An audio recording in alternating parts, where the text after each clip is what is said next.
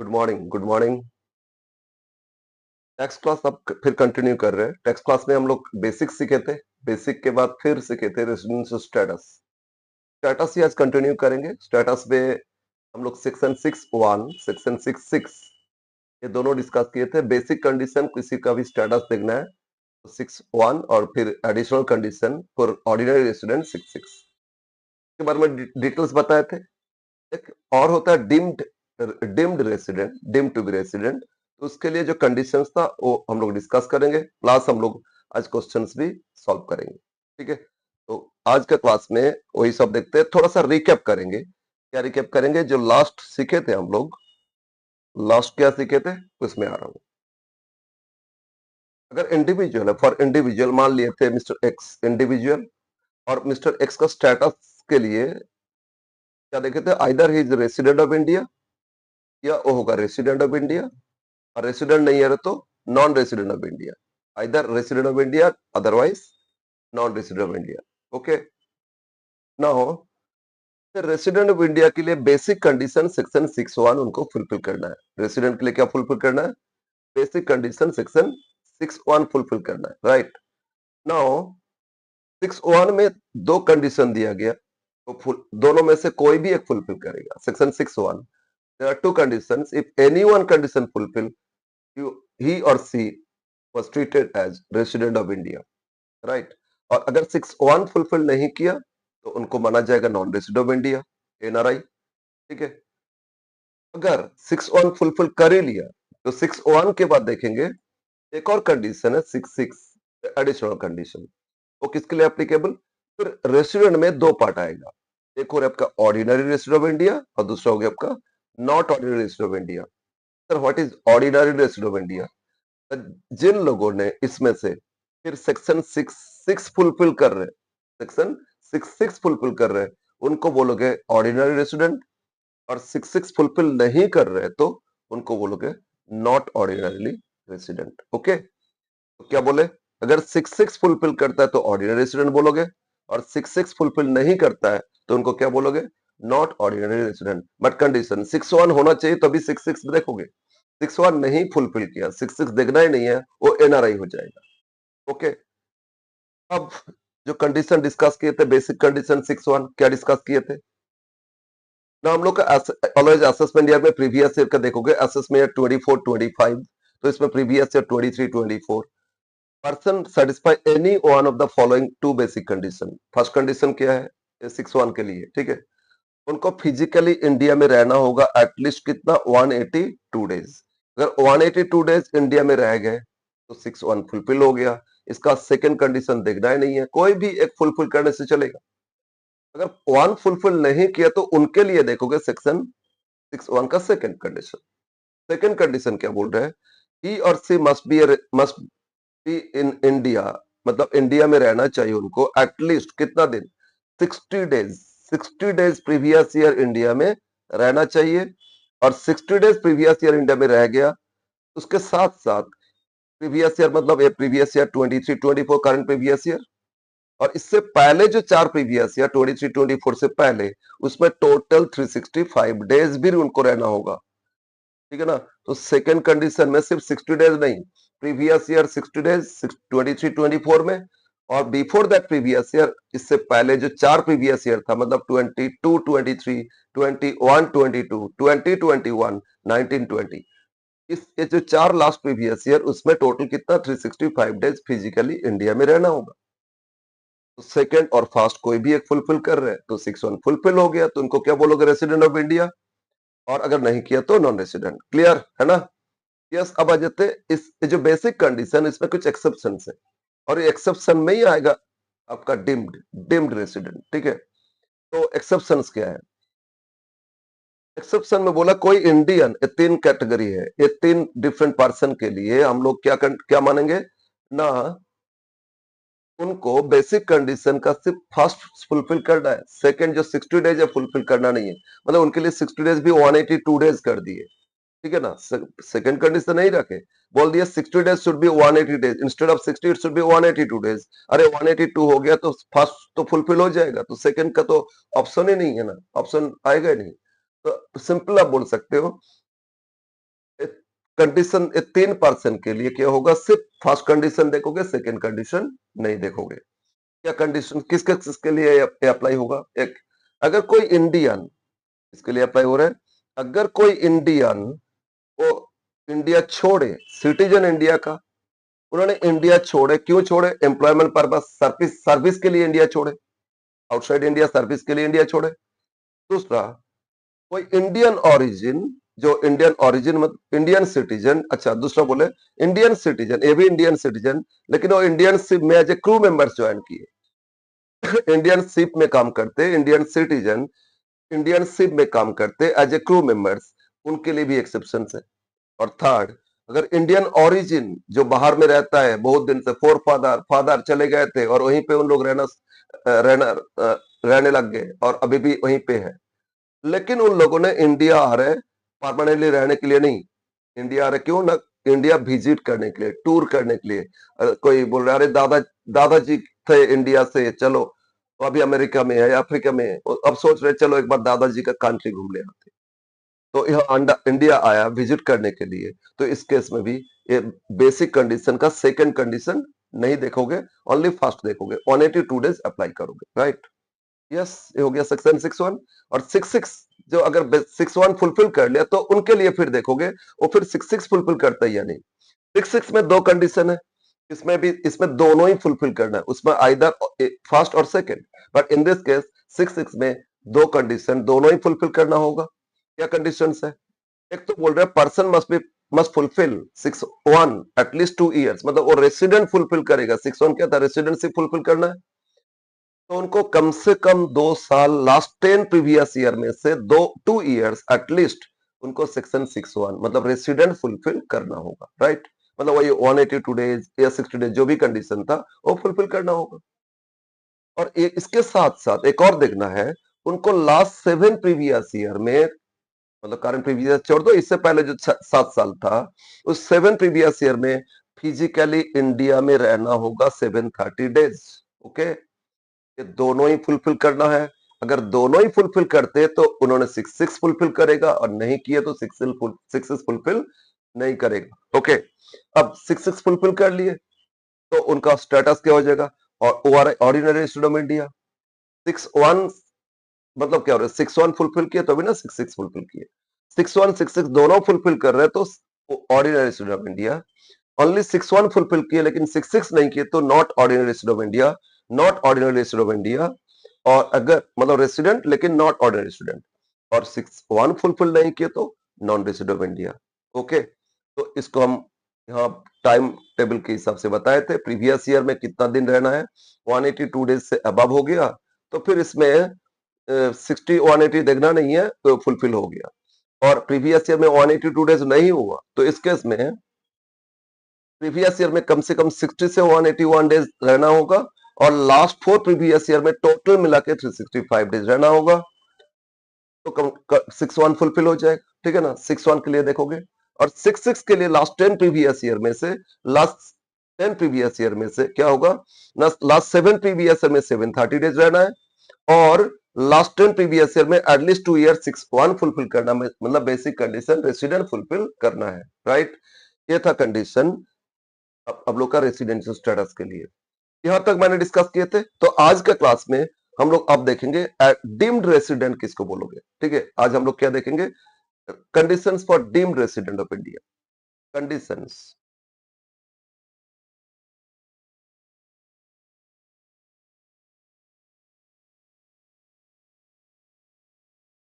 Conditions for deemed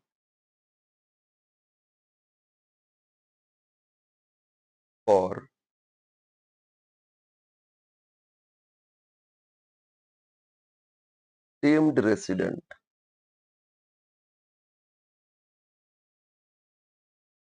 of India.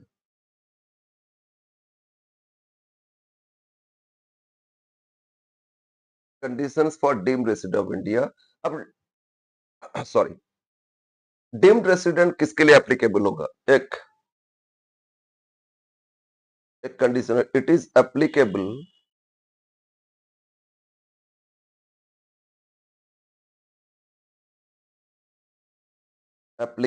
For those मतलब जिन लोगों ने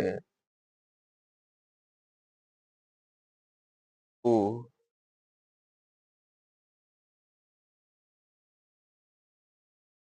लेफ्ट इंडिया फॉर सर्विस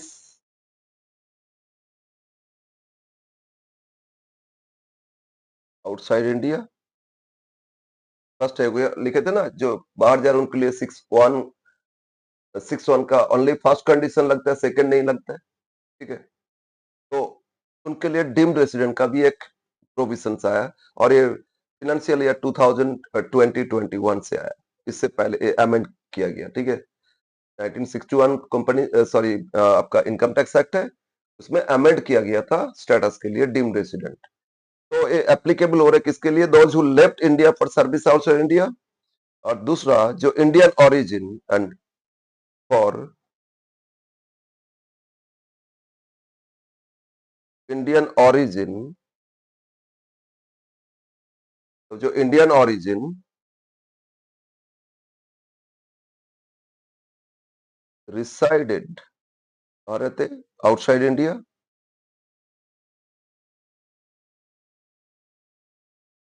भी बोले थे ना जो ओरिजिन जिन लोगों ने फादर फोर फादर यहाँ चले गए थे, अब उनका फैमिली वहीं पे है।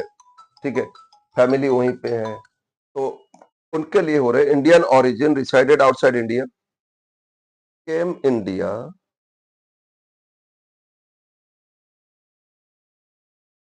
इंडिया आया फॉर विजिटिंग पर्पस।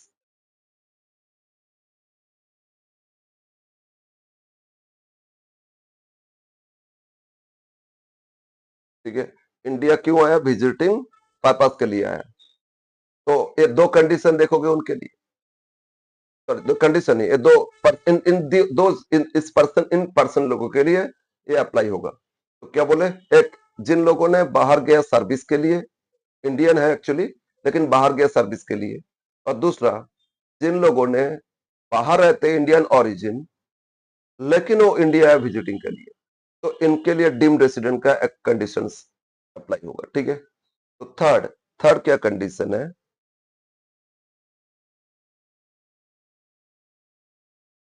हिज या हर income from India,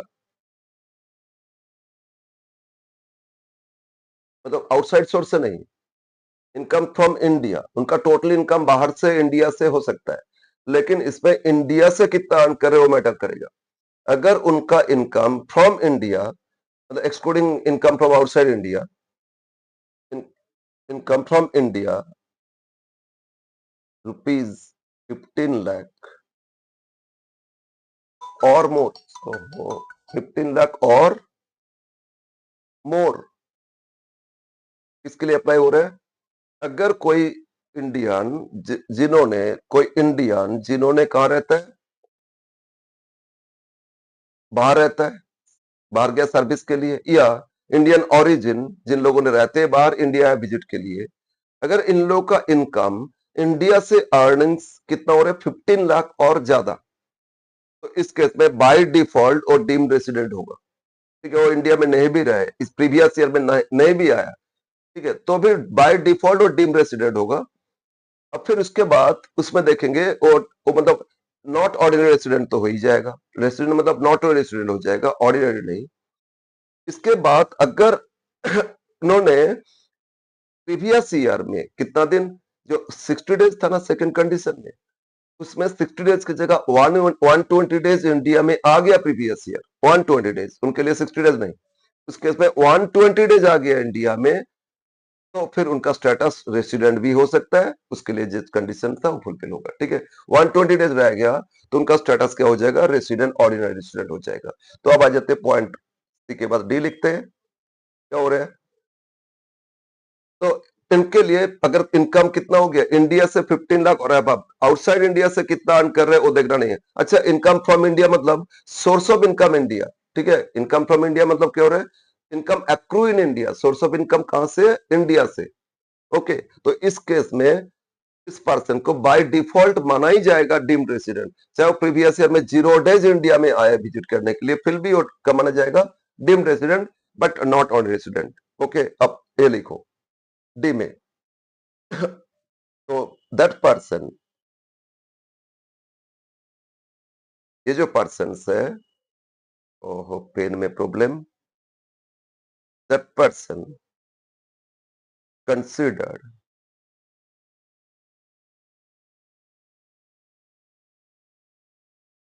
as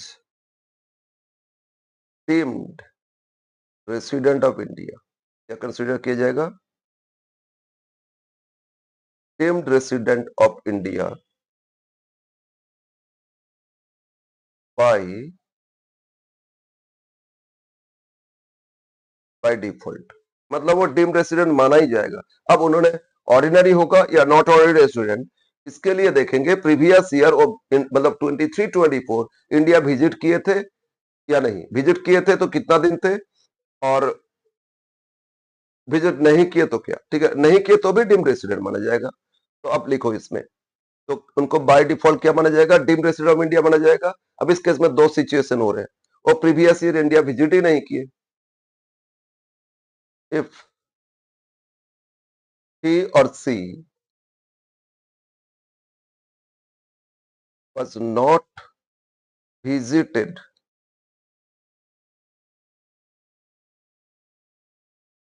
India during previous year 2023-24 और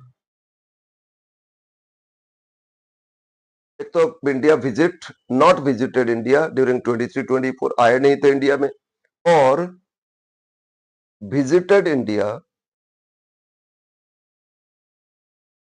ओहो, visited India for less than 120 days, ये ध्यान देना, 60 डेज नहीं, 182 तो होता है ना इन लोगों के लिए, 6261 का जो सेकंड कंडीशन अप्लाई नहीं होता है, लेकिन इस केस में अगर 120 डेज रह गया तो फिर ऑर्डिनरी स्टूडेंट हो जाएगा, डिम्ड बाय डिफॉल्ट तो रेसिडेंट हो ही गया ना, डिम्ड रेसिडेंट। और वो अगर वाज नॉट विजिटेड इंडिया या विजिट किए लेकिन लेस देन 120 डेज रहा, तो उनको बोलोगे not ordinarily, not ordinarily resident. और अगर इफ ही या सी visited India for 120 days or above, ठीक है ना। अच्छा, अगर उन्होंने 182 डेज आ गया, वो तो रेसिडेंट हो ही गया ना, वो तो रेसिडेंट हो ही जाएगा, लेकिन इसमें 120 डेज भी हो गया तो इस केस में भी रेसिडेंट माना जाएगा, ठीक है। तो ऑर्डिनरीली, हाँ, इसके बाद 66 उनको फुल एंड सेक्शन 66, तो उनका ट्रीट होगा ordinarily resident of India,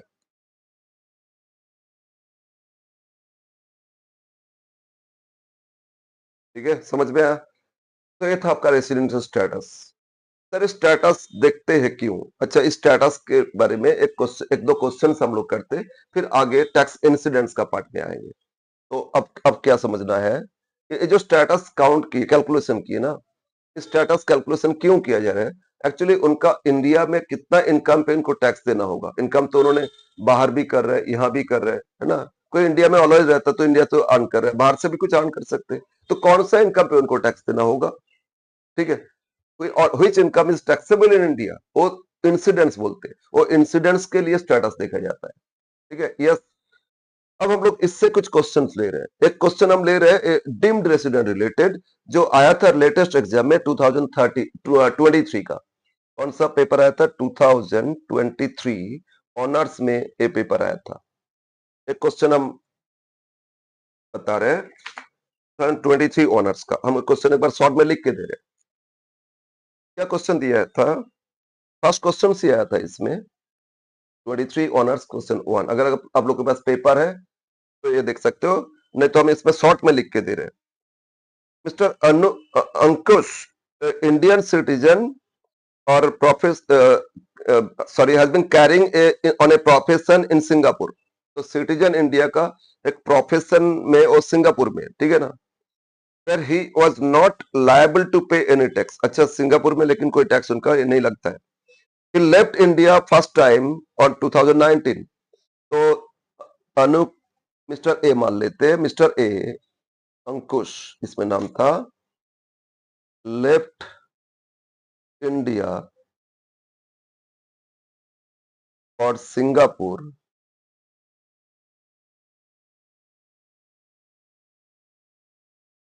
Singapore ठीक है, सिंगापुर उन्होंने गए थे फर्स्ट टाइम ऑन, कब गए थे? 1/10/2019। हाँ, प्रोफेशनल्स के लिए। अब बोल रहे हैं उनका taxable income is taxable income from India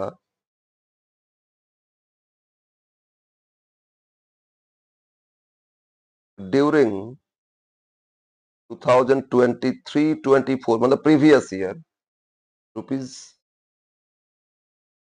10 lakh. India से अर्न कितना? 10 लाख किए।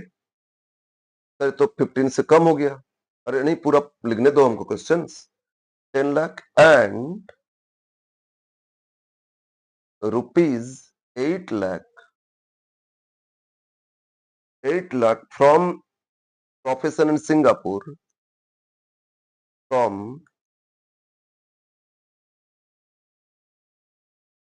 प्रोफेशन इन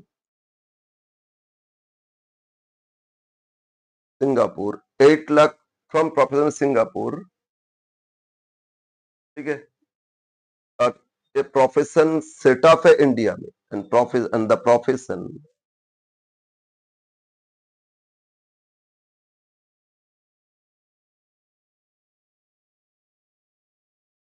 सेटअप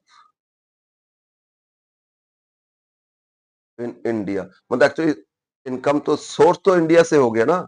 इस प्रोफेशन सेटअप इंडिया में है, वहां जाके वो कंसल्टेंसी करते रहते हैं, कुछ कमाई कर लेता है, ठीक है ना। लेकिन सेटअप तो इंडिया से, तो एक्रू इन इंडिया हो गया। लेकिन अदर देन प्रोफेशनल इनकम उन्होंने और कुछ अर्न किए सिंगापुर से। ये प्रोफेशनल सेटअप इंडिया से अदर भी इनकम है। Other than professional income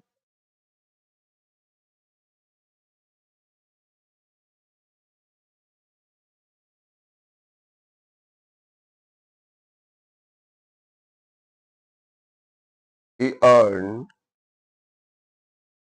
rupees 12 lakh. Profession से तो कितना? 8 लाख अर्न किए थे। लेकिन ये प्रोफेशन सेटअप इंडिया से है, तो इनकम का सोर्स हो गया इंडिया, ठीक है ना। जैसे इंडिया का कोई मान लो फॉरेन सर्विसेज जॉब मिल गया और वो बाहर एक कर रहे हैं, तो सैलरी कहां से मिल रहा है? इंडिया से ही तो मिल रहा है ना। तो इनकम एक्रू इन इंडिया हो जाएगा, सोर्स ऑफ इनकम इंडिया हो जाएगा। तो इसी तरह यहां भी प्रोफेशन से अर्न कितना किए? 8 लाख। प्रोफेशन सिंगापुर में अर्न किए, लेकिन ये प्रोफेशन सेटअप है कहां? इंडिया से, तो इनकम का सोर्स इंडिया माना जाएगा। और उन्होंने प्रोफेशनल इनकम छोड़ के अदर देन प्रोफेशन कुछ अर्न किए 12 lakh in Singapore, in their, ठीक है। अब पूछ रहे हैं डिटरमाइन स्टेटस। इसमें दो सिचुएशन बोला, एक he was not visited India, और सेकंड बार 200 डेज विजिट किया था India. Determine status, determine his status if, इसमें दो कंडीशन। ए बोल रहे हैं he was not visited not visited in India during 23-24। तो उन्होंने विजिट नहीं किया इंडिया कौन सा ईयर में, 23-24 में। और बी में बोल रहे हैं he was visited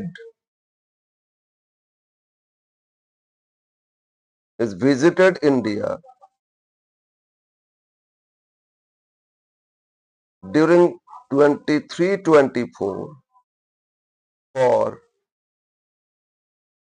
200 डेज।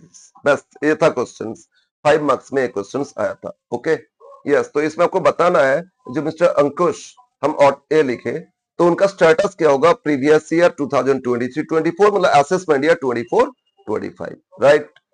तो एक क्वेश्चन आया था। अब इसमें ना कुछ स्टेटस का उतना कुछ कैलकुलेशन नहीं है, डिम्ड रेसिडेंट के बारे में डिटेल्स दिया है, समझ में आया ना। क्योंकि हाँ फर्स्ट टाइम गया था, उससे पहले रेगुलर इंडिया में थे। अब आ जाते हैं इस क्वेश्चन को सॉल्व कैसे करोगे। Yes solution. तो फर्स्ट केस ए लेते, केस ए। उन्होंने क्या किया, विजिट किए इंडिया? नो, विजिट नहीं किए। हाँ, कुछ भी दिन नहीं थे, लेकिन उनका इनकम फ्रॉम इंडिया, इंडिया से कितना अर्न किए वो देखना होगा। एक तो 10 लाख अर्न किए थे इंडिया से ही, और 8 लाख हाँ प्रोफेशन सिंगापुर से रिसीव किए, लेकिन ये प्रोफेशन का सेटअप जब इंडिया में है, जैसे कि इंडियन कंपनी मान लो Larsen and Toubro, Indian company है, और वो तो कंपनी के बारे में बता रहे हैं, अभी हम लोग इंडिविजुअल्स का कर रहे हैं। तो एग्जाम्पल ले रहे हैं, तो एक लार्सन एंड टुब्रो तो इंडियन कंपनी है। अब उन लोगों ने प्रोजेक्ट वर्क करते हैं, ब्रिज बिल्डिंग ये सब बनाते हैं, ठीक है, इंफ्रा इंफ्रा में बहुत अच्छे कंपनी। तो इन लोगों ने दुबई में एक इंफ्रा प्रोजेक्ट में एक किए, तो अर्न कर कहां से कर रहे हैं, दुबई से कर रहे हैं ना। लेकिन एक्चुअली इंडियन कंपनी तो एक्रू सोर्स हो जाएगा इंडिया ही, ठीक है, इनकम का ओरिजिन क्या माना जाएगा, इंडिया माना जाएगा। का अर्न तो कर रहा है बाहर से, लेकिन ओरिजिन सोर्स ऑफ इनकम क्या माना जाएगा, India.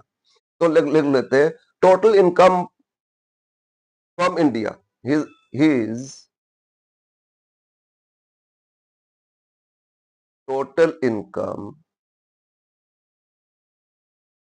from India equal to 10 lakh plus ये जो 8 लाख फ्रॉम प्रोफेशन, तो कितना हो गया बोलो, 10 और 8 18 लाख, मतलब एक ग्रेटर देन कितना 15 लाख। 15 लाख से अबव हो गया ना, यस। अब जब 15 लाख से अबव हो गया, 15 लाख से अबव हो गया, तो ये समझ लो उन्होंने बाय डिफॉल्ट हो ही गया डिम रेसिडेंट, समझ में। तो उन्होंने बाय डिफॉल्ट क्या हो गया, डिम रेसिडेंट। अब देखते हैं उन्होंने उनको क्या बोलोगे, मतलब नॉट ऑर्डिनरी रेसिडेंट या ऑर्डिनरी रेसिडेंट। तो अब आ जाते हैं, हम लोग एक ऐसे लिख रहे हैं, तो उन्होंने विजिट ही नहीं किया, as he was not in India during previous year, as क्या उन्होंने विजिट किया इंडिया, नहीं, फर्स्ट केस में यही बोल रहे हैं ना, as he was not in India during the previous year 23-24, तो he is treated as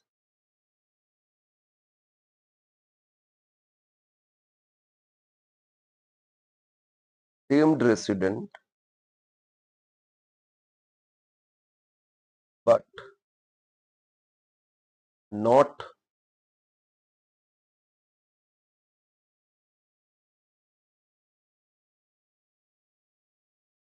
ordinarily resident, deemed resident लेकिन नॉट ऑर्डिनरी रेसिडेंट, ठीक है। यस बोलो, समझ में आया। अब बी पार्ट में क्या है, उन्होंने किया कितना दिन इंडिया है, 200 डेज, मोर देन 120 डेज हो गया ना, बस मोर देन 120 डेज। अब इसमें देखना होगा लास्ट 4 प्रीवियस ईयर कितना दिन थे। अच्छा, लास्ट 4 प्रीवियस ईयर का 19 से शुरू हो रहे ना, उन्होंने फर्स्ट टाइम गए थे बोलो तो कब गए थे, 110-19, 110-19 मतलब आपका 6 मंथ्स रह गए थे, तो उसमें भी कितना दिन रह गए थे? बोलो बोलो, उसमें कितना दिन? 180 डेज नियर अबाउट रह गए थे, है ना? 180 प्लस 200 कितना हो जाए? 380 डेज। तो क्या होना चाहिए? लास्ट 4 प्रीवियस में 365 डेज रहना चाहिए, वो भी फुलफिल हो गया। हम कैलकुलेशन नहीं कर रहे हैं। और 2019 से पहले तो रेगुलर इंडिया में थे, तो उसमें लास्ट 10, अब 6 देखेंगे, उसमें तो लास्ट 10 प्रीवियस ईयर में, बोलो लास्ट 10 प्रीवियस ईयर में 19 से पहले हर साल रेसिडेंट फुलफिल कर रहा था। 365 डेज, लिप ईयर में 366 डेज इंडिया में रहते थे ना। तो उसमें क्या हो रहा है, उनका एटलीस्ट 2 ईयर रेसिडेंट फुलफिल करना था, वो फुलफिल हो गया। और लास्ट 7 प्रीवियस ईयर में 730 डेज वो भी फुलफिल हो गया। तो सिंपल बात है, जब 200 डेज है, 120 डेज से अबव हो गया ना, वो ऑर्डिनरी रेसिडेंट हो गया आपका। ओके।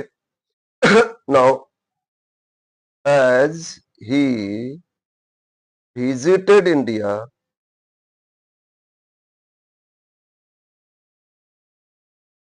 फॉर कितना दिन? 200 डेज, मोर देन 120 डेज। टीम के लिए 120 देखोगे, ठीक है ना? 120 डेज। तो he is an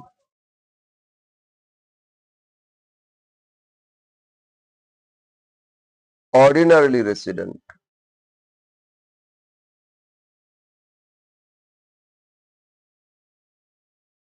Yes, deemed ordinarily resident of India. Okay, बस ये हो गया आपका डीम्ड रेसिडेंट के बारे में क्वेश्चंस। ये आया था लास्ट टाइम। Okay, yes. अब हम लोग कुछ और क्वेश्चंस करते, और क्वेश्चंस जहां स्टेटस में डिटेल्स देखेंगे। एक और एग्जांपल हम अपने मन से ले रहे हैं, ठीक है? एक और एग्जांपल अपने मन से ले रहे हैं, स्टेटस आपको ठीक से समझ में आए। तो एग्जांपल 2,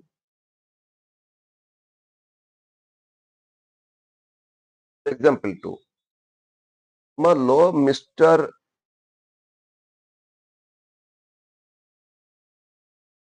मैक्स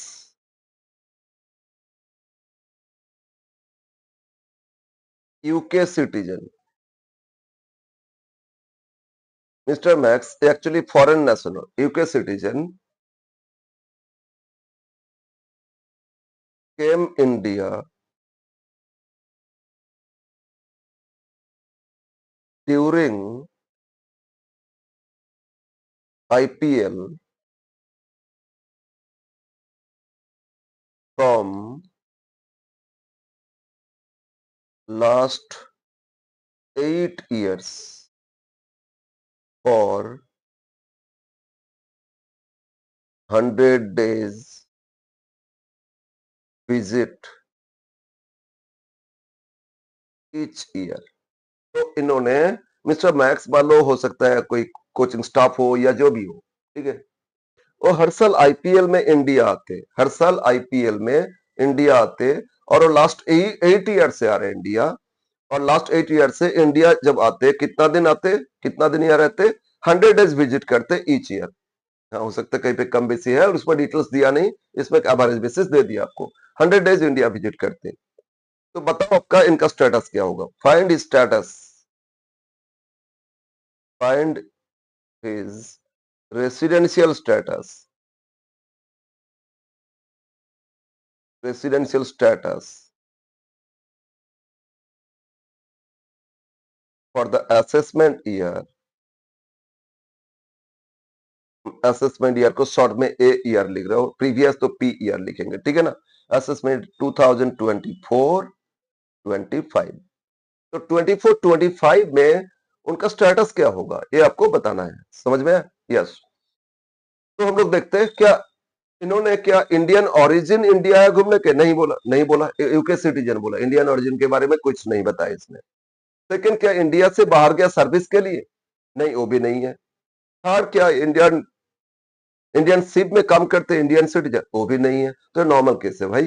सर ये तो फॉरेन नेशनल, फिर भी ये नॉर्मल ऑर्डिनरी केसेस। 6-1 में दोनों कंडीशन देखोगे, दोनों कंडीशन क्या था? सॉरी, 182 डेज हो गया, फर्स्ट कंडीशन फुलफिल हो गया। 182 डेज नहीं हुआ तो 60 डेज वो देखोगे, ठीक है ना? 60 डेज का जो कंडीशन वो भी देखोगे। इसके बाद बेसिक फुलफिल हो गया तो एडिशनल 66 भी देखोगे, और 66 भी फुलफिल करता है तो उनका स्टेटस क्या हो जाएगा? Ordinarily resident of India. 6 fulfil नहीं करता है लेकिन 6-1 कर लिए तो नॉट रेसिडेंट ऑफ इंडिया, और 6-1 नहीं किए तो non resident of India. Okay, तो इस क्वेश्चन में अब देखते हैं मिस्टर मैक्स का स्टेटस क्या होगा। तो सबसे पहले देखेंगे, अच्छा कुछ सबसे पहले इसमें क्या देखेंगे, प्रीवियस ईयर 23-24 कितना दिन थे, 100 डेज थे, 182 डेज हुआ नहीं, लेकिन 60 डेज से अबव हो गया ना। तो 60 डेज से अबव होने से और क्या देखते ना, लास्ट 4 प्रीवियस ईयर में 365 डेज होना चाहिए। हाँ सर, ये तो 400 दिन था। बोलो बोलो, हर साल तो 100 दिन आता था ना। तो करंट प्रीवियस ईयर को छोड़ के लास्ट 4 प्रीवियस ईयर में कितना दिन था, बोलो बोलो, 400 डेज, मतलब 365 डेज से अबव हो गया। तो जब अबव हो रहे 365 से, तो 6-1 तो इन्होंने फुलफिल कर ही लिए। आया समझ में, 6-1 उन्होंने फुलफिल कर लिया, उसको लिखते 6-1 जो फुलफिल की उसके बारे में डिटेल्स हम लोग लिखते सॉल्यूशन में। Solution,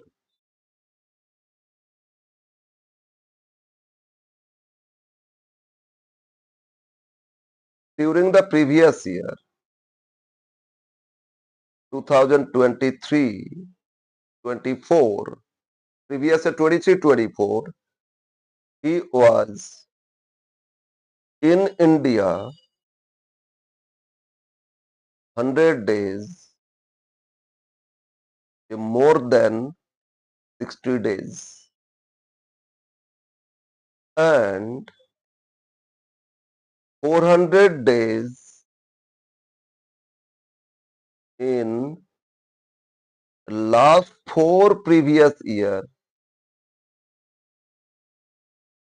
more than 365 days. Okay, बोलो, ड्यूरिंग द प्रीवियस ईयर, ये सेक्शन 6(1) का फर्स्ट कंडीशन, सेकंड कंडीशन, ठीक है, फर्स्ट तो फुलफिल नहीं हो रहे। तो प्रीवियस ईयर 23-24 100 डेज थे, दैट इज 60 डेज से अबव, और लास्ट 4 साल, इससे पहले जो 4 साल उसमें 400 दिन थे, और वो भी 365 डेज से अबव। सो ही फुलफिल सेक्शन 6(1), सो ही फुलफिल या सेटिस्फाई सेक्शन 6(1), राइट। अच्छा, डिम टू बी रेसिडेंट में, डिम रेसिडेंट में 6(1) लगता है और इसमें 6(1). ओके, यस, हम सेक्शन लिखना भूल गए थे। तो 6(1) फुलफिल हो गया। अब देखेंगे 6(6) फुलफिल करते या नहीं। तो 0.1 लिख दो, 0.2 अब लिखते हैं। He was in India, section 6(6) का सेकंड देख रहे हैं, 700 days in last 7 previous years, है ना, इन्होंने तो 8 साल से है, हम लोग लास्ट 7 प्रीवियस ईयर देख रहे हैं। लास्ट 7 प्रीवियस ईयर 100 डेज करके 700 डेज थे, तो ये तो लेस देन 730 डेज। बोलो, क्या 6(6) में कंडीशन था सेकंड, कि लास्ट 7 प्रीवियस ईयर में उनको एटलीस्ट कितना दिन रहना चाहिए, 730 डेज इंडिया में रहना चाहिए। तो उन्होंने तो 700 दिन रहे, तो which is less than 730 days. Okay, sir first आप देखे नहीं, अरे कोई भी, दोनों ही देखना होता है, दोनों फुलफिल करेगा ठीक है, कोई भी एक फुलफिल करने से नहीं चलेगा। जब सेकेंड ही नहीं किए तो इन्होंने 6(6) फुलफिल नहीं किए। 6(6) में दोनों कंडीशन फुलफिल होना चाहिए, तो सेकेंड तो फुलफिल हो ही नहीं रहा है, अब फर्स्ट कर भी देगा तो भी हम लोग नहीं मानेंगे, 6(6) फुलफिल नहीं हुआ माना जाएगा। तो he does not satisfy section 6(6), right. 6(1) तो फुलफिल किए, 6(6) फुलफिल नहीं किए। अब बताओ उनका स्टेटस क्या हो जाएगा, देयरफॉर ही इज ए, बोलो बोलो, 6(1) हो गया ना, तो रेसिडेंट तो हो गया, और 6(6) नहीं किए तो नॉट ऑर्डिनरी रेसिडेंट। तो therefore mister max is a resident but not ordinarily, not ordinarily resident of India. Answer. इनका स्टेटस मिल गया हम लोग को। ओके, तो इस तरह क्वेश्चन देता है स्टेटस फाइंड करने के लिए। बोल देगा कि मिस्टर ए एक इंडियन सिटीजन, उन्होंने फर्स्ट टाइम 2015 में बाहर चला गया जॉब के लिए, और फिर वो बीच बीच में हर साल कुछ दिन आते रहते, यहाँ फैमिली यहाँ सब कोई है तो यहाँ आते रहते, हर साल इतना दिन, इस साल इतना दिन, इस साल इतना दिन, इंडिया में आया फिर उधर ही चले गए, तो उनका स्टेटस बताओ क्या होगा। ठीक है ना। कोई इंडियन वो बाहर ऑलवेज कुछ टूर करते रहते, इधर उधर घूमते रहते, आजकल देखोगे यूट्यूब में बहुत सारे पूरा दुनिया टूर करते रहते, कितना सारे फेमस पर्सन है इंडिया का, पूरा दुनिया टूर करते रहते, इधर उधर घूमते रहते, तो देखा गया एक साल के अंदर प्रीवियस ईयर में पूरा ईयर ही नहीं रहा इंडिया में। ठीक है ना। तो इस सब केस में हम लोग को देखना क्या वो एक्चुअली क्या सर्विस के लिए क्या बाहर, नहीं तो नॉर्मल केस है, नॉर्मल केस है भाई। ना तो सर्विस के लिए बाहर गया उन लोगों ने टूर कर रहे हैं, ना तो सेकंड ये हो रहा है आपका कि वो इंडियन शिप में काम करता है, ये भी नहीं है, ना तो फॉरेन नेशनल है, मतलब सॉरी इंडियन ओरिजिन है जो इंडिया घूमने आया है, ऐसा कंडीशन में नहीं पड़ेगा ना। तो जितना भी यूट्यूबर्स इंडिया का है पूरा दुनिया घूम रहे हैं, तो उन लोगों के लिए बेसिक नॉर्मल कंडीशन 6-1 का दोनों देखेंगे, मतलब 6-1 का दोनों मतलब क्या, फर्स्ट कंडीशन भी देखेंगे, फर्स्ट नहीं हुआ तो सेकंड भी देखेंगे, कोई भी एक फुलफिल करेगा चलेगा। Okay, yes. अब हम आ जाते हैं इसका नेक्स्ट पार्ट में, जो जहां से क्वेश्चन भी देता है, हम लोग सीखेंगे टैक्स इंसिडेंस। ठीक है। इसमें और क्वेश्चन सॉल्व करेंगे, अपना स्टडी मेट से करेंगे, लेकिन फिलहाल हम लोग कंसेप्ट दे रहे हैं, हम अपने मन से क्वेश्चन ले रहे हैं। एक और क्लास देंगे जिसमें हम लोग स्टडी मेट से क्वेश्चन सॉल्व करेंगे। ठीक है। अब हम लोग सीखते हैं इसमें क्या सीखेंगे, हम लोग अब सीखेंगे टैक्स इंसिडेंस ऑफ पर्सन। अब हम लोग सीख रहे हैं, क्या सीख रहे हैं, टैक्स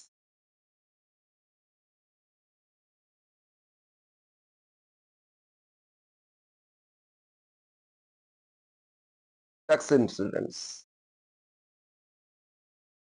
इसका मतलब उनका जो भी इनकम अर्न किए ना, वो इनकम इंडिया में टैक्सेबल होगा या नहीं। ठीक है। इंडिया में टैक्सेबल होगा या नहीं होगा, वो हम लोग को समझना है। आइदर हिज और her income should be taxable in India और नॉट इन इंडिया। तो हम लोग देखेंगे टैक्सेबल इन इंडिया तो उनको इंडिया पे उस पर टैक्स देना पड़ेगा, नॉट टैक्सेबल तो उस इनकम पे उनको टैक्स नहीं देना पड़ेगा। तो कौन सा इनकम पे इंडिया में टैक्स देना है, और इसीलिए स्टेटस देखें, रेसिडेंट है ऑर्डिनरीली तो उनको ज्यादा इनकम पे टैक्स देना होगा इंडिया में, तो उसके हिसाब से कंडीशन क्या होता है, हम लोग तीनों ऑप्शन के हिसाब से सोचेंगे, ordinary resident, not ordinary resident, non resident. ठीक है ना। तो हम लोग इसमें एक टेबल करते, चार कंडीशन आएगा, और उस चारों कंडीशन में ऑलवेज देखेंगे ये तीन केस, वो ऑर्डिनरीली रेसिडेंट ऑफ इंडिया, ठीक है, तो उनको इस इनकम पे टैक्स देना होगा या नहीं, not ordinary resident of India, ठीक है, और लास्ट हो गया नॉन रेसिडेंट ऑफ इंडिया। इन सिचुएशन आ रहा था ना।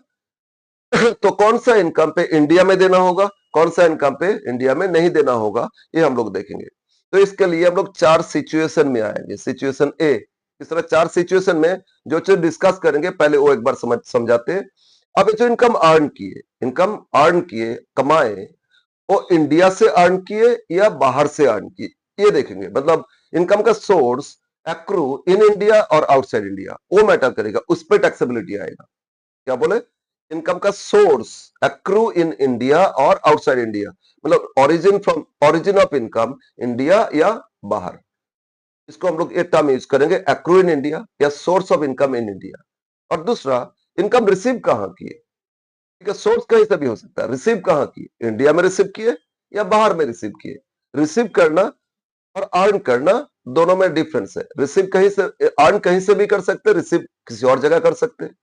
जैसे यहाँ का कंसल्टेंसी, जैसे जितना आईटी सेक्टर है, इंडियन कंपनी है, सब फॉरेन में कंसल्टेंसी सर्विस प्रोवाइड करते हैं, लेकिन रिसीव इंडिया में करते करते ये यहाँ से सर्विस प्रोवाइड कर रहे हैं, इंडिया में रिसीव कर रहे हैं, तो ये सब हो सकता है। ठीक है ना।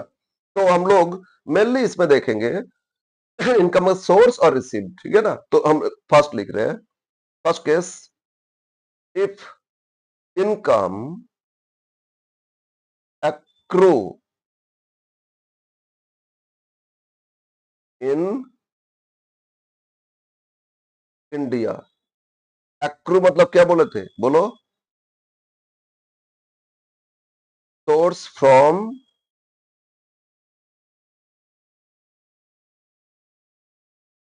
इस इनकम का सोर्स कहां से है? इंडिया से है। ओके, अब वो रिसीव कहीं से भी करे देखना नहीं है, हम पहले फर्स्ट कंडीशन ये देखेंगे, इस इनकम का इस इनकम का सोर्स कहां से, एक्रू कहां से हो रहे, ठीक है? तो इस केस में चाहे वो ओआरआई हो, चाहे एनओआरआई हो, चाहे एनआरआई हो, इंडिया से अर्न कर रहे हैं ना, सबको टैक्स पे करना होगा।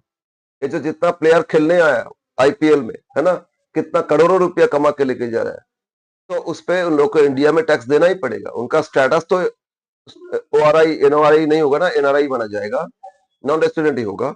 तो उनको इंडिया से अर्न कर रहे हैं ना, तो उनको टैक्स देना ही पड़ेगा उस इनकम पे। टीडीएस काट के उन लोग को दिया जाता है, मतलब फ्रेंचाइजी के आर, मुंबई इंडियंस, ये सब इन लोगों से काट के उन लोग को देता है। तो इनकम एक्रू इन इंडिया, तो सबके लिए क्या लिखोगे? टैक्सेबल।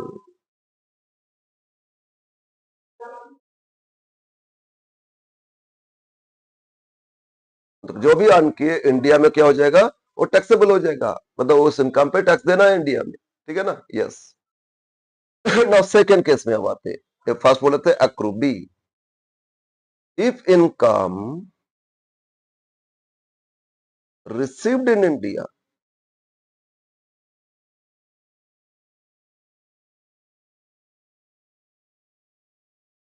ये इनकम रिसीव किए कहा? इंडिया में रिसीव किए। अब इसका सोर्स कहीं से भी हो, तो इस केस में ना रिसीव मैटर कर रहा है, सोर्स मैटर नहीं कर रहा है। ओके, फर्स्ट केस में सोर्स मैटर कर रहा था, इनकम का सोर्स कहां से, इंडिया से या बाहर से। इस केस में रिसीव मैटर कर रहा है, रिसीव कहां की, इंडिया में या बाहर में, ठीक है? रिसीव्ड इंडिया में होना चाहिए। तो इस केस में रिसीव कहां से हो रहा है, बोलो? रिसीव्ड हो रहे हैं इंडिया। तो इस केस में भी इनको उनको टैक्स देना होगा सभी पर्सन को, तीनों के लिए टैक्सेबल, ठीक है? तो भूल से भी कोई बाहर में रहते और इनकम रिसीव कर रहे हैं इंडिया में, तो उनको पूरा इनकम यहाँ भी टैक्स देना होगा, और बाहर रहता है वहां भी टैक्स देना होगा। डबल टैक्स लग जाएगा, बेचारा कमाने गए कुछ और देखा गया उसका मैक्सिमम, तो दोनों जगह टैक्स देके कुछ नहीं कमा पाए। उससे अच्छा इंडिया में रहते तो उससे अच्छा कमा लेते, ठीक है ना? इसीलिए सब अब अगर बाहर जा रहे हो सर्विस करने, तो आपको ना स्टेटस के बारे में आइडिया होना चाहिए, रहना चाहिए कितना दिन कि स्टेटस मेंटेन ना हो, एनआरआई हो जाए। एनआरआई हो जाओगे तो आपको टैक्स कम पे करना होगा, सिंपल बात है। आगे पूरा समझोगे तो क्लियर हो जाएगा। टैक्सेबल टैक्सेबल लिख लो।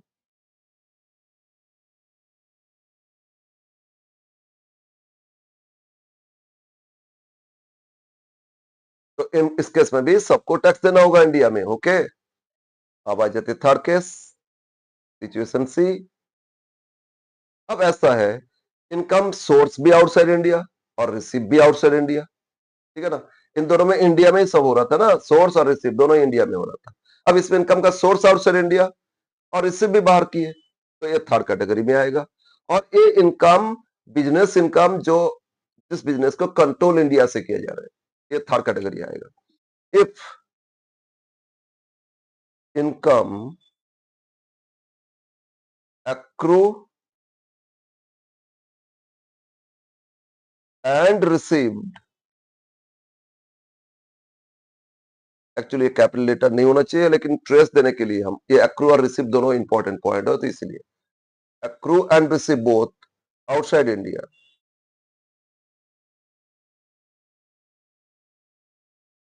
If income accrue and received outside India, but लेकिन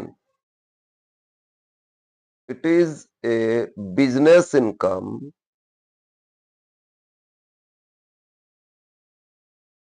एक बिजनेस इनकम जिसका कंट्रोल इंडिया से हो रहा है, control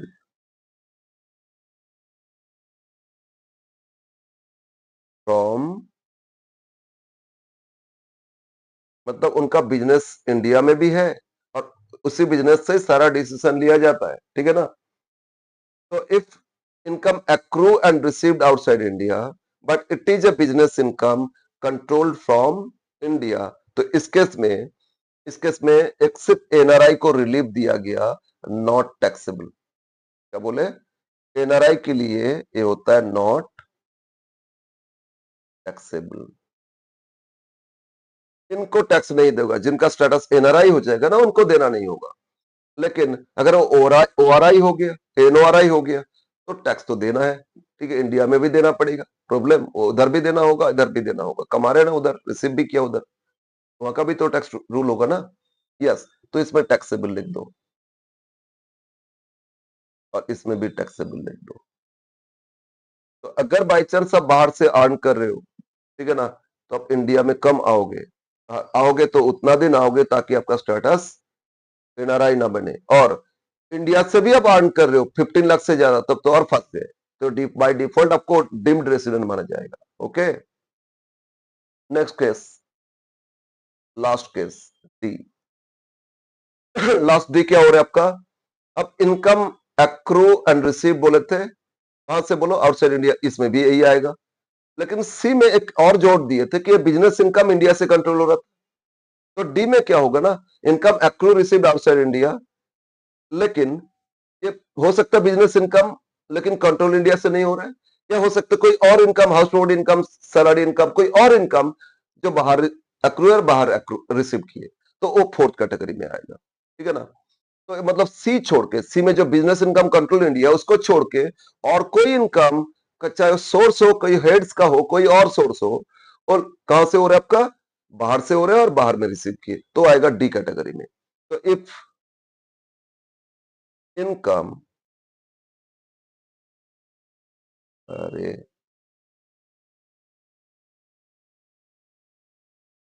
income accrue and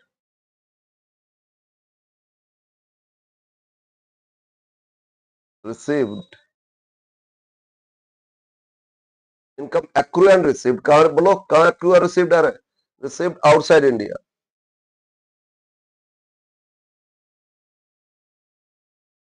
if income accrue and received outside India, but not but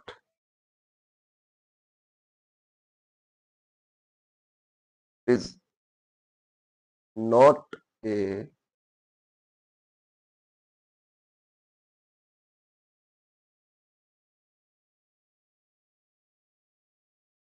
not a business in control from India or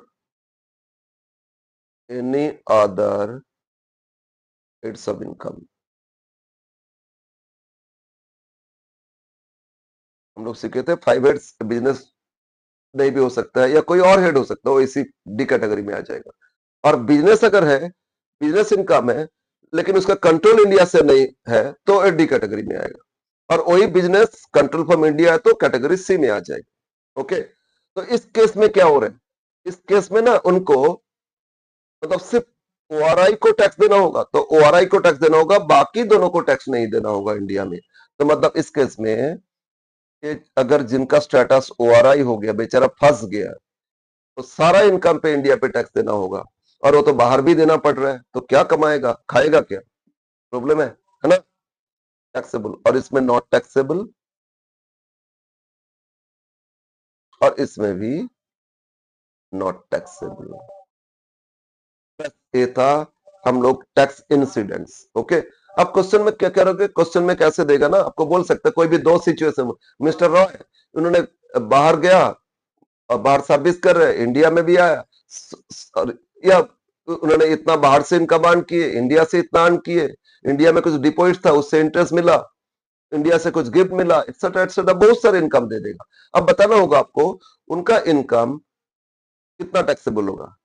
और उसमें बोल दिया अगर उन्होंने दो कंडीशन फुलफिल कर, मतलब एक अगर वो एनओआरआई हो रहे तो उसके लिए क्या होगा टैक्सेबल, और या उनका स्टेटस एनआरआई हो गया तो क्या होगा टैक्सेबल। इस तरह दो ऑप्शन देके दे सकता है, या तीनों ऑप्शन दे सकता है। अगर उनका स्टेटस ओआरआई होता है तो कितना इनकम टैक्सेबल, एनओआरआई होता है कितना टैक्सेबल, और एनआरआई होता है तो कितना टैक्सेबल। ओके, तो इसमें ये चार कंडीशन देखेंगे, चार कंडीशन हम लोग देखेंगे। इसमें क्या चीज देखना होगा, इनकम का सोर्स कहां से है और इनकम रिसीव कहां की है, मेन ये दो ही है। इसी पे डिपेंड करेगा कितना इनकम टैक्सेबल हो रही है इंडिया में।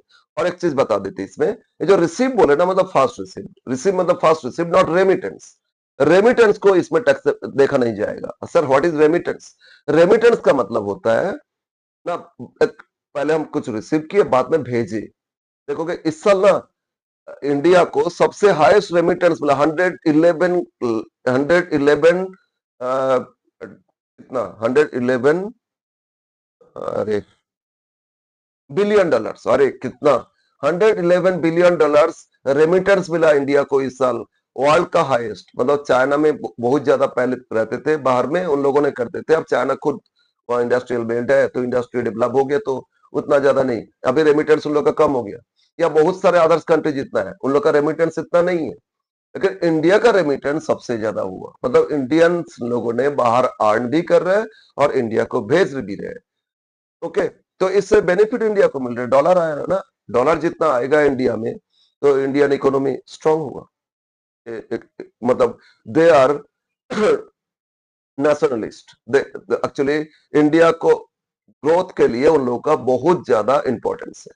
एनीवे, तो इसमें हम लोग ये चार कंडीशन देख रहे हैं। तो कोई भी रेमिटेंस हम नहीं लिख रहे हैं, कोई भी रेमिटेंस इसमें कंसीडर नहीं किया जाएगा। रेमिटेंस और रिसीव में अंतर है। रेमिटेंस मतलब बाद में भेजना, उन लोग वहीं पे रिसीव किए थे, वहां से कमाए थे, लेकिन बाद में इंडिया में भेजे, वो होता है रेमिटेंस। लेकिन यह रेमिटेंस नहीं देखोगे, फास्ट रिसीव देखोगे।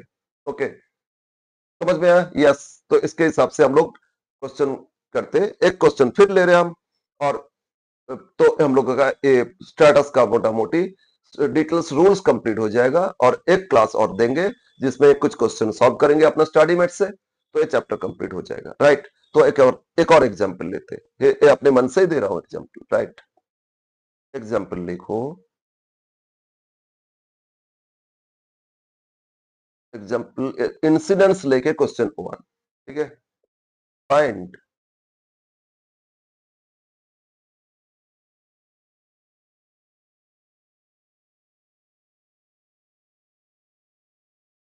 Taxable income of mister Agarwal. Find taxable income of Mr. Agarwal for the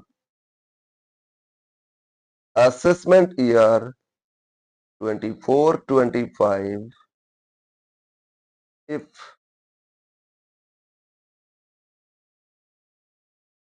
he is 1 ORI and B NRI। दो सिचुएशन इसमें ले रहे हैं हम, NORI नहीं ले रहे हैं, ठीक है। क्वेश्चन में मेंशन कर देगा क्या सिचुएशन, या किसी का स्टेटस कोई भी एक आएगा ना, इधर ORI और NORI या NRI, तो अकॉर्डिंग टू दैट उनका टैक्सेबिलिटी आएगा। लेकिन आप लोग को जो क्वेश्चन देगा उसमें बोल देगा, एक बार ये समझ के चलो ओआरआई तो इस पे कितना इनकम टैक्सेबल इंडिया में होना चाहिए, और एक बार एनआरआई तो क्या होना चाहिए, या एनओआरआई कुछ भी दे सकता है, ठीक है। अब हम कुछ इनकम दे रहे हैं इसमें। फर्स्ट इनकम, फर्स्ट इनकम लिखो। ये फर्स्ट इनकम क्या, income from, income from salary,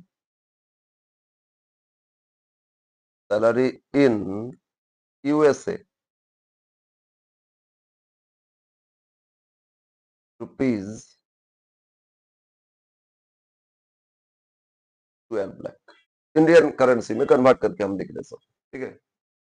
income from salary in USA rupees कितना, 12 लाख। बताया नहीं कहाँ रिसीव किए, तो ये मानोगे वो यूएसए में रिसीव किए, ठीक है। नहीं कुछ नहीं दे रहे तो जहां सोर्स वहीं पे रिसीव ये मानोगे।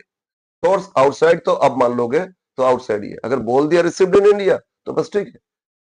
समझ में आया? Next, income from rent of house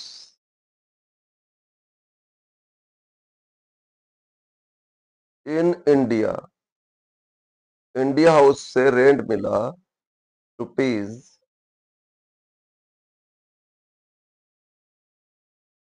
1 lakh.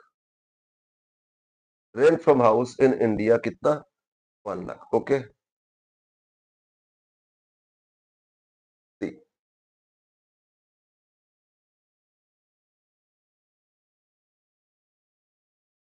Dividend. Dividend from USA company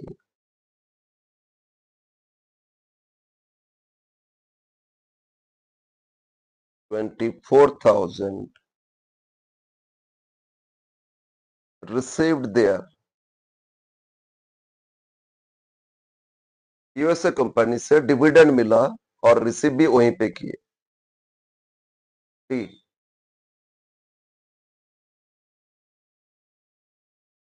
agree income from Nepal. चलो नेपाल में कुछ इनका एग्रीकल्चर जमीन है। Agri income from Nepal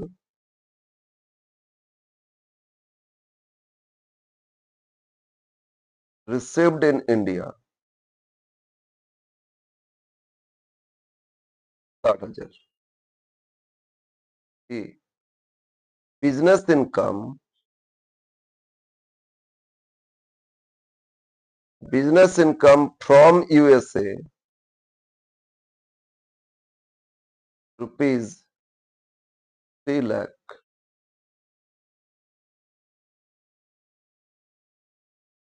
received there,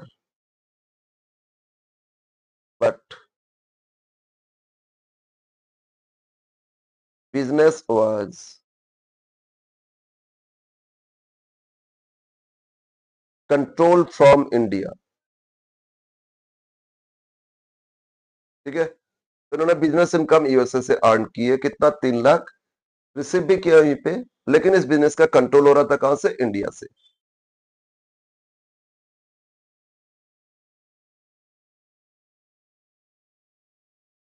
business income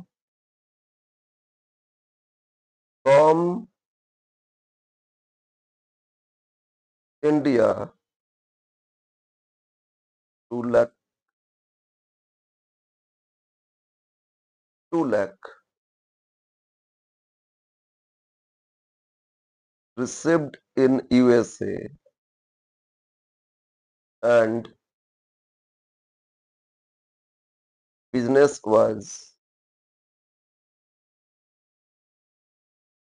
controlled from USA।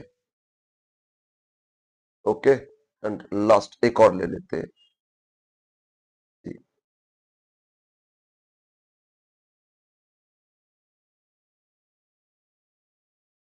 Interest income from USA. Interest income from USA rupees 80,000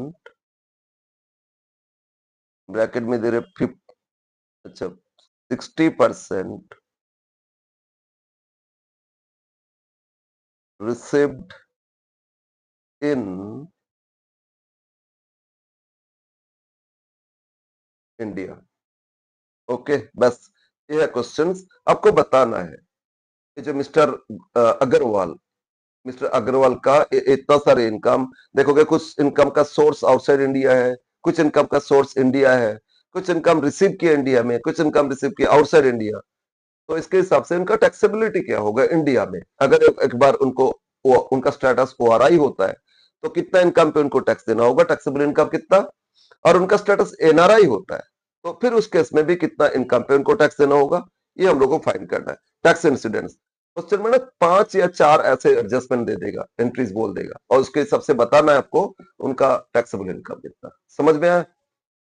alternatively question देता है, मतलब frequently question पूछता है। स्टेटस से एक मिलेगा सी और कंफर्म 5 मार्क्स में। तो एक आपको स्टेटस पूछेगा जैसे ऊपर सीखे थे, और दूसरा आपसे पूछेगा टैक्स इंसिडेंट्स, टैक्सेबल इनकम बताओ, ये यहां से इंडिया से इतना, बाहर से इतना। ठीक है, अब इसको सॉल्व करें। इस क्वेश्चन को हम लोग अब सॉल्व करते हैं। Solution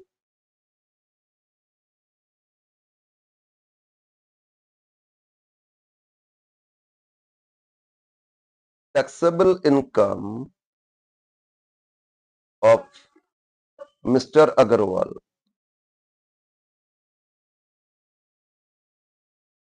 Taxable income of Mr. Agarwal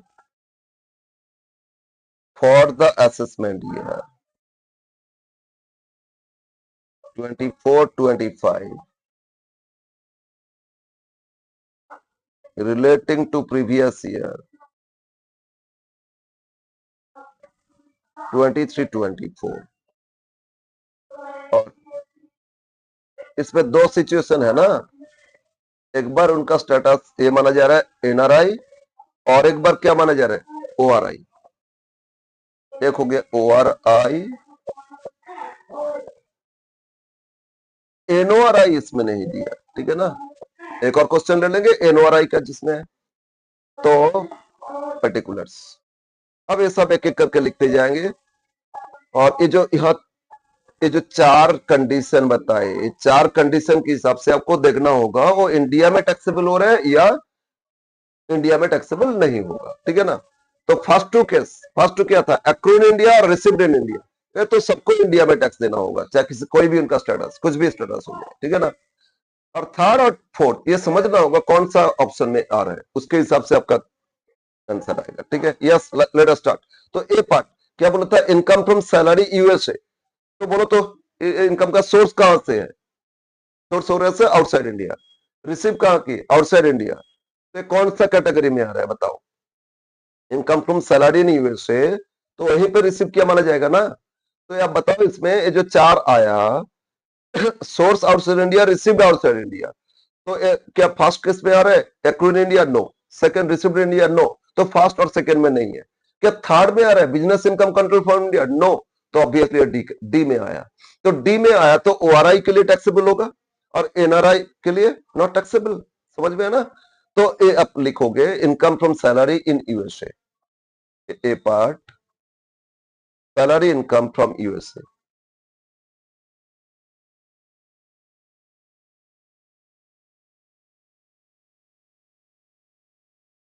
salary income from USA कौन सा कैटेगरी में है बोलो तो डी।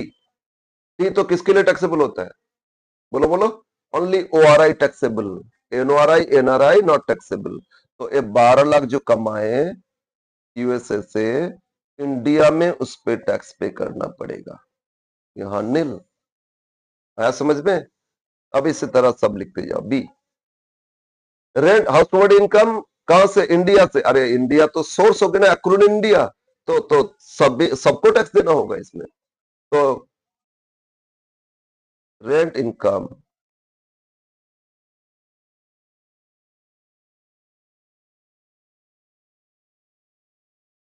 फ्रॉम इंडिया, तो ये टैक्सेबल सबके लिए होता है, ठीक है ना। आप इस पर डिटेल्स थोड़ा लिख सकते हो कि accrue and received outside India but not a business control from India, तो not taxable for NRI, ठीक है ना। ये थोड़ा सा नोट में मेंशन कर सकते हो। इसमें दोनों में टैक्सेबल है। कितना मिला था, 1 lakh.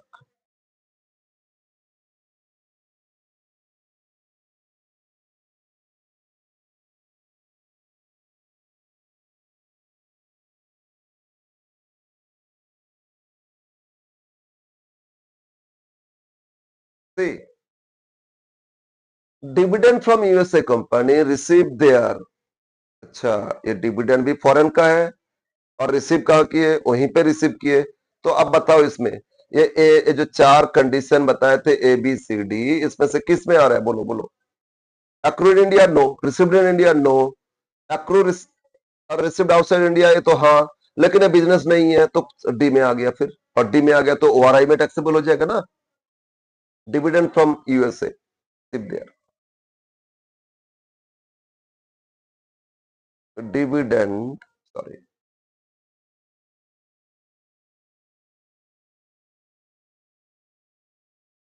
From USA received there, USA से डिविडेंड रिसीव किए वहीं पे, तो ओआरआई में हो जाएगा ना टैक्सेबल 24,000 और इसमें नील। ओके। और D, agriculture income from Nepal received in India. अच्छा, रिसीव्ड हो गया ना इंडिया, तो बोलो कंडीशन 2 आ गया। तुम्हें क्या था, रिसीव्ड इन इंडिया। अब उसमें सोर्स कहीं से भी हो, देखना नहीं है भाई, रिसीव्ड हो गया इंडिया तो टैक्स देना होगा सबको, ठीक है ना। एग्री इनकम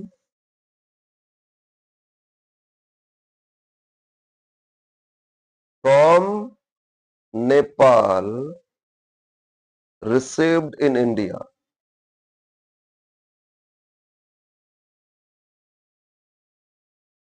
ओके, तो बोलो क्या रिसीव्ड हो गया ना इंडिया, तो दोनों केस में टैक्सेबल, दोनों में ही टैक्सेबल हो जाएगा। कितना रिसीव किए थे इंडिया ने, आपका रिसीव था 60,000, तो 60,000 in both column, 60,000 in both column, ठीक है ना। ई, इसके बाद देखो, डिविडेंड फ्रॉम यूएसए हो गया, एग्री इनकम हो गया ना, yes. Next, E, business income from USA 3 lakh receive there, और इस बिजनेस का कंट्रोल हो रहा था कहां से, इंडिया से। आप बताओ, इसमें सी हो रहा है ना, income accrue and received outside India, receive भी किए बाहर, इसका सोर्स भी बाहर है, और इस बिजनेस का कंट्रोल हो रहा था इंडिया से, तो ये आपका कैटेगरी सी में आया। तो इस सिचुएशन में सिर्फ एनआरआई को टैक्स नहीं देना होता है, ओआरआई और एनआरआई दोनों को टैक्स देना होता है। हम लोग को तो ओआरआई एनआरआई पूछा गया, तो ओआरआई और ओआरआई में टैक्सेबल लिखोगे और एनआरआई में टैक्सेबल नहीं लिखोगे, समझ में आया। तो अब लिखो इसमें क्या होगा, इसमें business income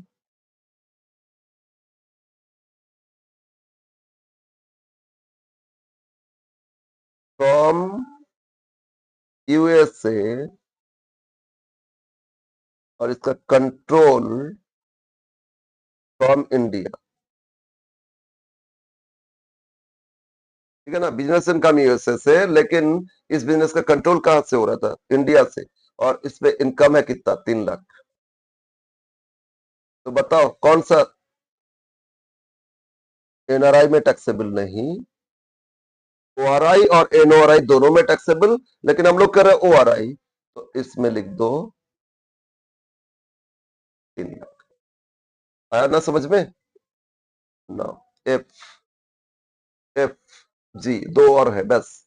business income from India, आगे देखना नहीं है, इनकम फ्रॉम इंडिया रिसीव कहीं से भी करे, कंट्रोल कहीं से, उससे मतलब नहीं होता है। हाँ, बिजनेस बाहर, कंट्रोल इंडिया से, तो एक सी में होता है ना, लेकिन इसमें इनकम तो इंडिया, बिजनेस तो इंडिया में, तो सोर्स एक्रू कहां से हो रहा है, इंडिया, तो एक्रू इंडिया फर्स्ट केस है ना। बिजनेस इनकम फ्रॉम इंडिया,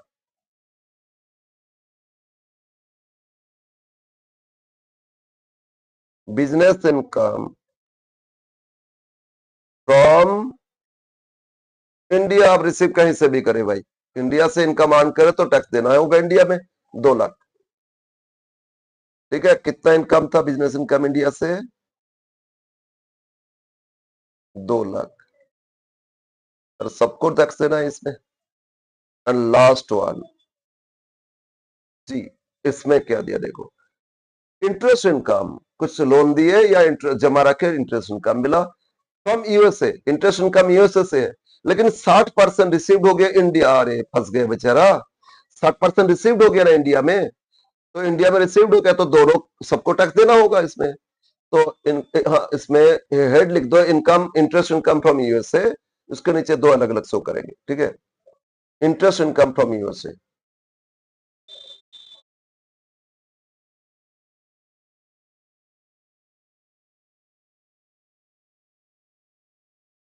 इसमें दो सिचुएशन है इसके अंदर। फर्स्ट आ रहे हैं 60% ऑफ, कितना इनकम था बोलो, 80,000 रिसीव्ड इन इंडिया,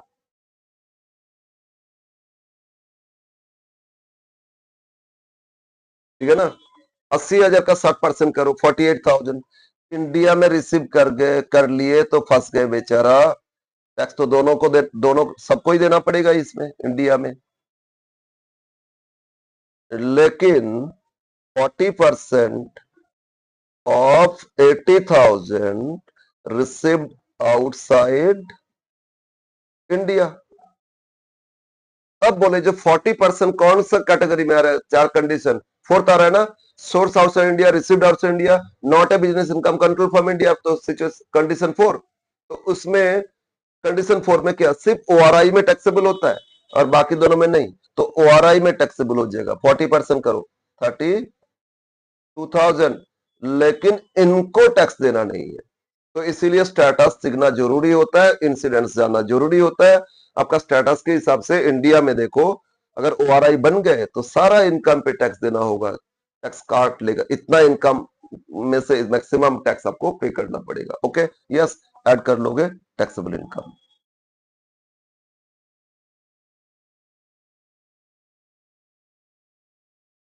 राइट, तो यहाँ एक बात जोड़ते, पहले non non resident 1,60,000, 2,00,000, 2, 3 lakh, 4 lakh 8 हजार, इसमें टैक्सेबल इनकम हो रहा है कितना, 4,08,000, 4,08,000, but in case of first 12, 1, 13 lakh, 13,60,000, 13,24,000। Okay, एक बार देख लेते हैं, 13,24,000 प्लस क्या, 13,24,000 प्लस 3,60,000, 5,60,000, 5,60,000 प्लस 80,000, तो टोटल 19,64,000, 19,64,000। तो देखो उनका स्टेटस चेंज, तो टैक्सेबल इनकम भी चेंज। अगर एनआरआई हो जाते तो इनका सिर्फ 4,08,000 पे टैक्स देना होता, तो स्लैब एकदम देखो 5 लाख भी नहीं गया। ओके ना, ठीक है ना, लेकिन इनका अगर इनका स्टेटस ओआरआई हो गया तो कितना ज्यादा इनकम पे इनको टैक्स देना होगा, समझ में है ना। तो ये था टैक्स इंसिडेंस कैलकुलेशन। तो इस चैप्टर में, ये जो चैप्टर है रेसिडेंट स्टेटस, इससे 5 मार्क्स क्वेश्चन सबको मिलेगा इसी और 5 मार्क्स में जो क्वेश्चन रहेगा, आइदर स्टेटस कैलकुलेशन करोगे वो सेक्शन 6166 के हिसाब से, और नहीं तो आपसे पूछ बोल देगा कि इतना सारी इनकम है, यहाँ से अर्न किए, यहाँ रिसीव किए, तो उनका टैक्सेबल इनकम बताओ क्या होगा अगर ओआरआई या एनओआरआई या एनआरआई होता है तो। यस, आज का ये क्लास कंप्लीट है, एक और क्लास इसमें लगेगा, उसमें हम लोग अपना स्टडी मैट का जो क्वेश्चन है वो सॉल्व करेंगे। आज इतना ही, नेक्स्ट डे फिर कंटिन्यू करेंगे। राइट।